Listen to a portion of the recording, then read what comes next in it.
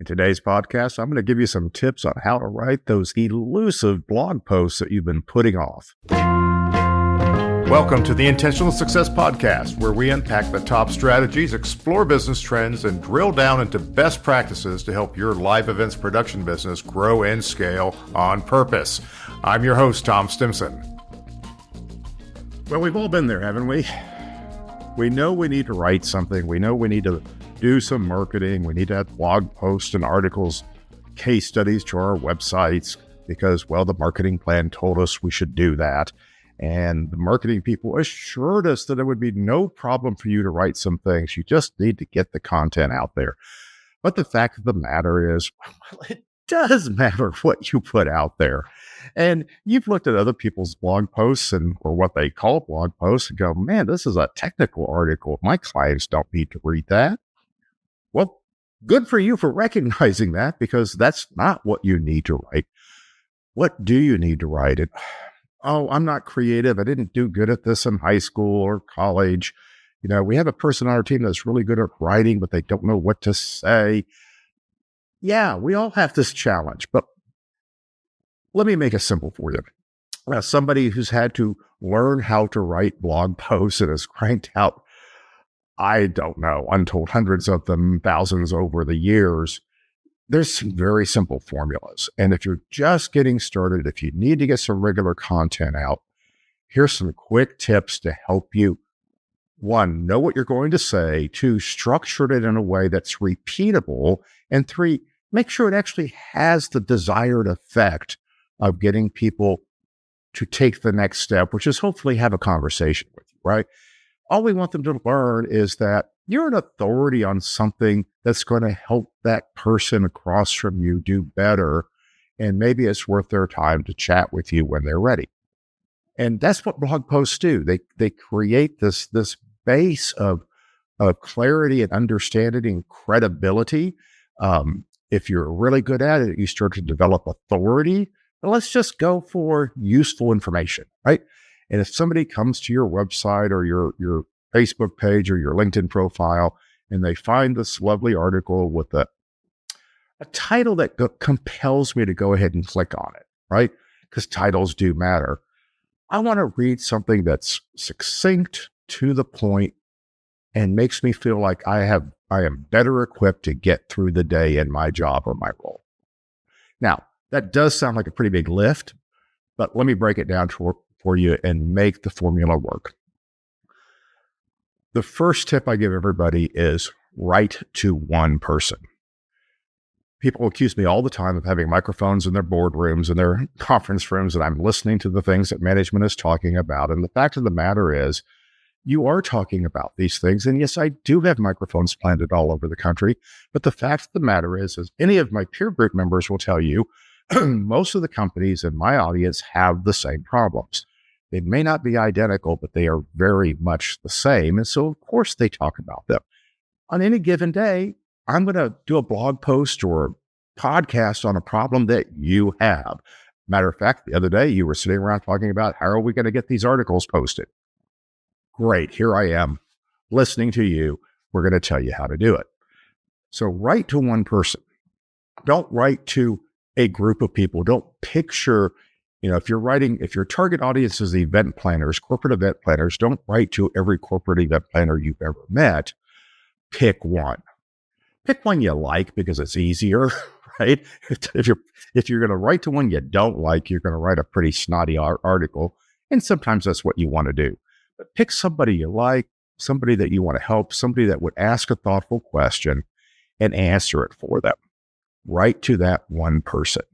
Think about them when you're talking to them. This also works when you're doing presentations as well. If you're doing a webinar or a pitch, or you're talking to an audience, talk to one person. It may be a different person at different times, but the fact of the matter is, if you're talking to someone and you're thinking about them and how they're responding to your words, you're going to say better words, kind of like I'm doing right now. So, number 1, write to one person. Figure out who you want to write to. Don't write for yourself. Don't write to convince yourself that you're doing the right thing. Write to somebody that you would like to buy from you or engage with you or move a conversation forward with you. You may be looking for suppliers, in which case you write to suppliers. But if you're looking for customers, write to a target customer. Number 2 is have a very clear, singular point to make. Make one point. Don't try and tell them all the things, right? They only need to know one thing. Now, we're going to give them a couple of little other things to support that, but what's the one thing you want them to know? Say you're talking to event planners and you've just gone through the experience. Once again, they booked the room on dates instead of hours. And so they got the room at midnight before their 8 a.m. show. When they thought they were getting the event the day before, but all they had was a soft hold. So paying attention to the actual dates of your contract and the times of your contract is extremely important. So the message is not do your job better. The message we want to get across here is that the most expensive decision you're going to make in your event planning process is signing the venue and catering contract, right? The point you want to make is pay attention to the times. Don't just look at the dates. Now, why are times important? Well, we can share a quick anecdote. Good blog posts always have a story. Recently, we did a job, very important meeting for our client, 3-day conference. They gave the conference dates.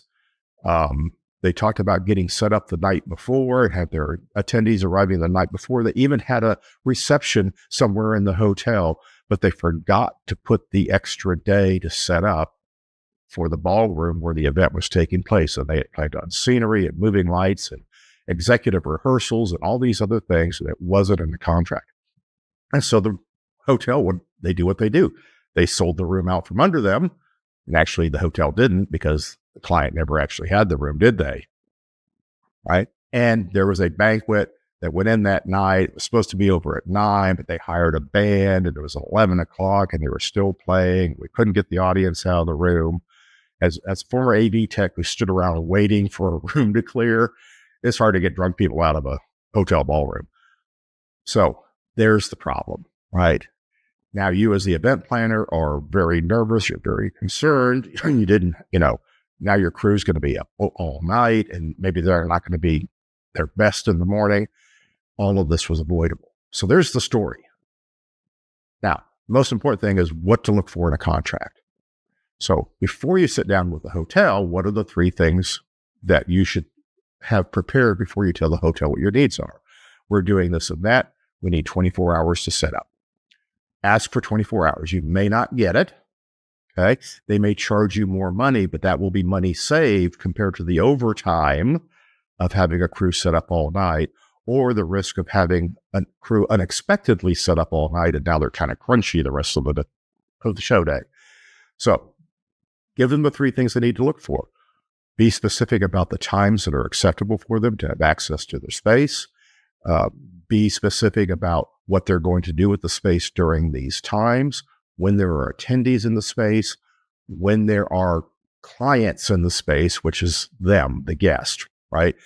I have executives in the room at this time. That's just as important as having an audience in the room. I mean, who wants to be doing executive rehearsals and all of a sudden the hotel rolls in and they're going to set tables and chairs, right? We need to tell the hotel all the times that we're going to use the space and how we're going to do it, and they will work around it, and they're happy to do that. So find the 3 teaching points. Again, know who your audience is, speak directly to them, identify the one thing you want them to do better, which is pay attention to times when they're booking venues. Here's the 3 things that they can do to do better. You've got the story to support it, and you've got a call to action to say, if you're unclear about how much time it takes to do the things that you need to do in the room before the audience arrives, please schedule a call with me. I'm happy to talk with you about it. You can use this information for your next and your future projects. And thanks for reading. Great, we have a blog post.